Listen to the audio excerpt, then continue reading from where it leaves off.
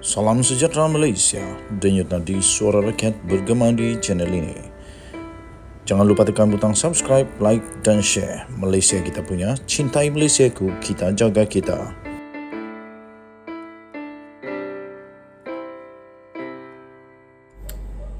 Salam sejahtera Malaysia, denyut nadi suara rakyat bergema di channel ini.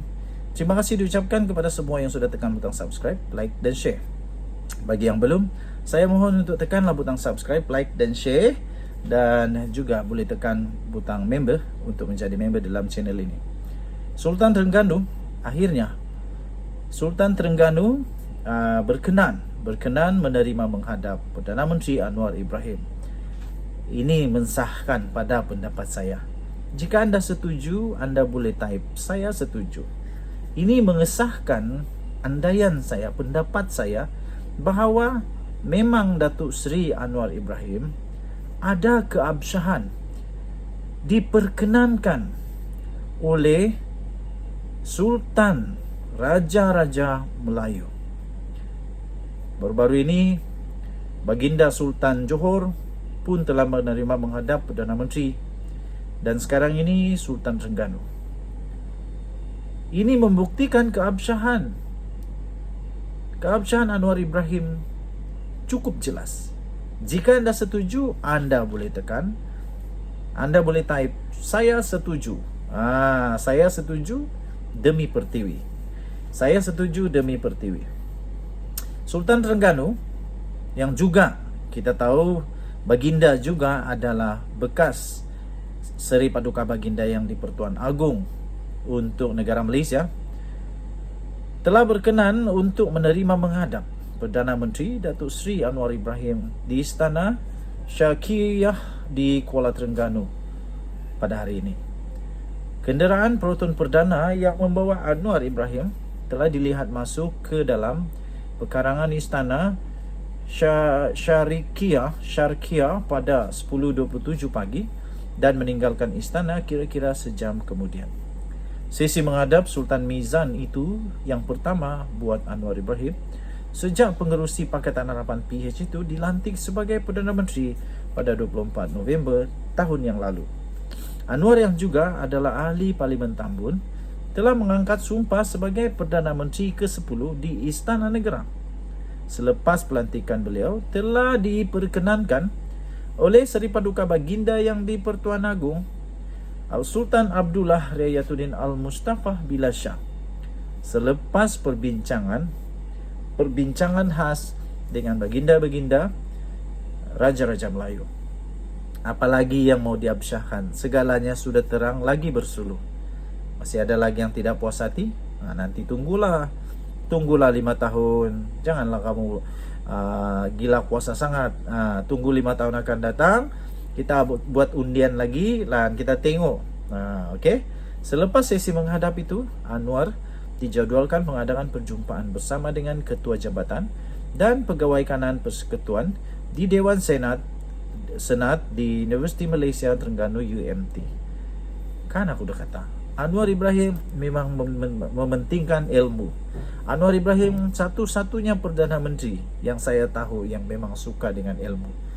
Rumahnya penuh dengan buku-buku bacaan.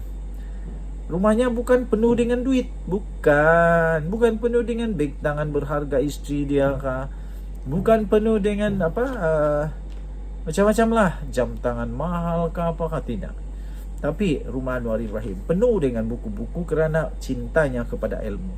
Saya fikir dengan selepas menghadap Duli Yang Maha Mulia Sultan Terengganu, beliau pergi ke Universiti Malaysia Terengganu kerana beliau memang mahu perkembangan di dalam keilmuan penduduk negara Malaysia. Saya percaya selepas ini negara Malaysia akan reform, akan membuat satu pembaharuan dari segi fikiran, dari segi cara bertindak dan sebagainya.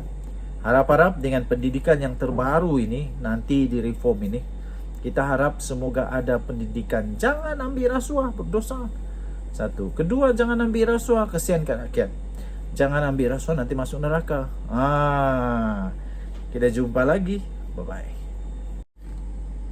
Salam sejahtera Malaysia. Denyut nadi suara rakyat bergema di channel ini. Rafizi buat kejutan lagi. Kali ini pendedahan lebih dahsyat, lebih mengejutkan. Pasti Hadi Awang, pasti Muhyiddin Yassin, Perikatan Nasional terkejut dengan pendedahan terbaru ini. Sebelum kita mulakan, sila tekan butang subscribe, like dan share. Mohon bantuan anda untuk tekan butang subscribe, like, share. Bagi yang sudah, saya ingin ucapkan bilion terima kasih. Anda juga boleh menekan butang join member untuk mendapatkan merchandise, goodies dan macam-macam lagi yang kita akan berikan sebagai penghargaan kepada semua yang sudah bersama-sama di dalam channel ini sebagai member. Rafizi umumkan satu lagi pendedahan paling dahsyat, paling teruk dan tidak dapat diramal, sukar untuk dipercayai. Fatwa berubah-ubah, jalan pintas PAS ke Putrajaya, kata Rafizi Ramli. Timbalan Presiden PKR iaitu Rafizi Ramli mendakwa bahawa fatwa daripada PAS sentiasa berubah-ubah supaya ia sesuai dengan keperluan pemimpin parti itu untuk kekal berkuasa. Beliau menegaskan selagi 4 atau 5 pemimpin kanannya boleh menjadi menteri di peringkat persekutuan, itu sudah memadai untuk parti terbabit. Katanya, jika mereka fikir mereka boleh mendapat kuasa dengan bersama dengan UMNO, maka UMNO bagus, katanya. Sekarang, mereka fikir yang terbaik ialah Perikatan Nasional PN dan bersatu. Walaupun ada pemimpin dalam bersatu yang sakau duit, kata Rafizi Ramli. Tambahnya lagi, jadi fatwa PAS sentiasa berubah sebagai jalan pintas untuk mereka ke Putrajaya. Tambah Rafizi, jika minggu yang lepas mereka mempunyai idea bahawa DAP boleh memimpin mereka ke Putrajaya, maka DAP akan menjadi Muslim terbaik untuk mereka, katanya dalam satu ceramah di sini malam ini. Rafizi turut berkata, rakyat sememangnya tahu bahawa itu semua sebahagian daripada permainan politik. Sementara itu, Rafizi menegaskan sekiranya Pakatan Harapan PH berjaya membentuk kerajaan di peringkat persekutuan kelak, perkara pertama dalam agenda mereka adalah untuk menyelesaikan masalah rakyat, khususnya untuk meningkatkan gaji. Kata Rafizi, biar saya tanya anda, adakah parti politik lain yang berkempen di sini bercakap mengenai gaji rakyat? Tak ada.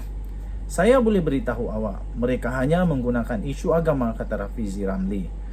Tetapi biar saya memberi jaminan. Jika kita menang, perkara pertama yang kita akan lakukan ialah memberi tumpuan kepada gaji rakyat, kata Rafizi. Wow, ini sebenarnya 15 November 2022 lagi. Aduh, aku tersilap tarik lah. Aku tersilap tarik nih. Oh, rupanya ini adalah satu pendedahan daripada Rafizi sebelum pilihan raya. Dia mendedahkan bahawa PAS mempunyai satu agenda. Dia tukar fatwa-fatwa, dia berubah-ubah sebagai jalan pintas bagi mereka untuk dapat kuasa di Putrajaya. Kerana menurut Rafizi, fatwa-fatwa itu dicipta supaya sesuai dengan pemimpin, keadaan semasa pemimpin yang memerlukan sokongan. Oh, begitu rupanya. Jadi berita ini diterbitkan 15 November 2022 sebelum pilihan raya. Sebelum pilihan raya, Rafizi dalam ceramahnya berkata tentang ini. Jadi, satu perkara yang saya ingin ingat daripada Rafizi, bila boleh naikkan gaji. Okey, sebab saya tak mau sokong mana-mana. Tapi bila kita sendiri dengar di dalam ceramah, Rafizi kata mereka akan tolong rakyat bagaimana untuk naikkan gaji, khususnya untuk menaikkan gaji. Jadi kita mau tanya, bila boleh naik gaji ni? Sementara itu, Rafizi mendakwa PH mampu untuk memperoleh lebih 90 kerusi parlimen pada PR15 dengan kemenangan dicapai di negeri kubu kuatnya di Perak, Selangor, Kuala Lumpur dan Negeri Sembilan. Malangnya tidak sampai 90 kerusi. Minta maaf kepada Rafizi, tidak sampai 90 kerusi. hanya 83 kursi atau 82 kursi sahaja. Tetapi okeylah dibanding dengan parti-parti yang lain kan. Okey. So, Denyut Nadi Suara Rakyat bergema di channel ini. Kita jumpa lagi. Bye bye.